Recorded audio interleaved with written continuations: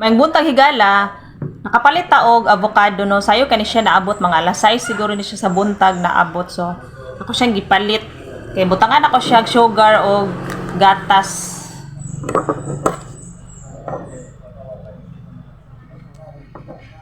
Nami kani siya butang sa ref no, mahigala kanang bugnaw jud kayo ato ang kaon.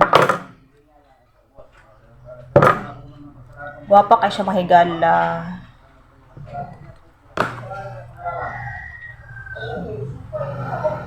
Lima ni siya kabuok no.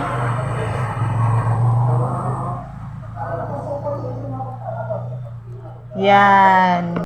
Kini nga klase nga avocado mahigala kay kato ni siyang busokon og unod. Dasok kay siya sulod ba. So mailahan jud nimo siya nga lamion. May laing klase nga avocado good nga. Lain siya unod kanang murag basta lataon nga murag way lami. Samot na og mabutangan ni siya og sugar tapos naay milk gatas. Tining lami ang mga higala no. Tapos ibutang pa jud nato sa ref. So masamot na jud siya kalami mga higala kay bugnaw na kayo ni kaon. Okay.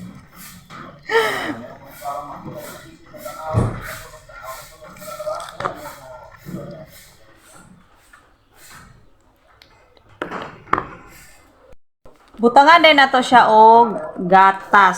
Swak ra to ang gatas no mga higala.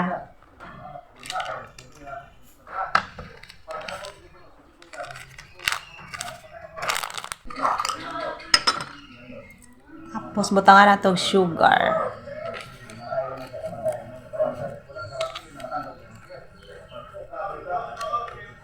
Kauno na mo ni siya unya, nighuman na og paniudto kay. Unya dapit init kaayo. So lami kay kaon og bugnaw kayo nga avocado.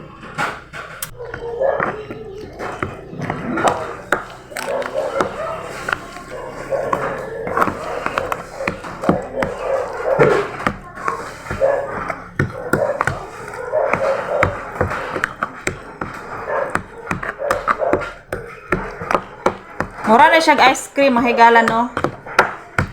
Pure avocado ice cream. Lami kaayo. Mao na ni siya tanan mahigala nga ako ang nahimo.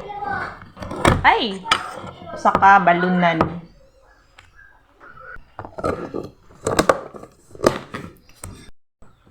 Ready na siya kaano ng mga higala kay lima jud siya ka oras sa ref na ko gi sulod. So syarog dili ni siya bugnaw. Bugnaw pa sa bahaw nga pagbati.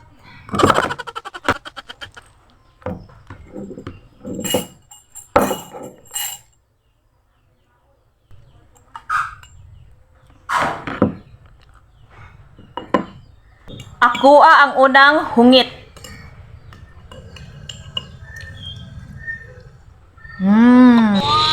Ikaduhang hungit, ako agihapon. Ikatulong hungit taman sa mahurot, ako agihapon.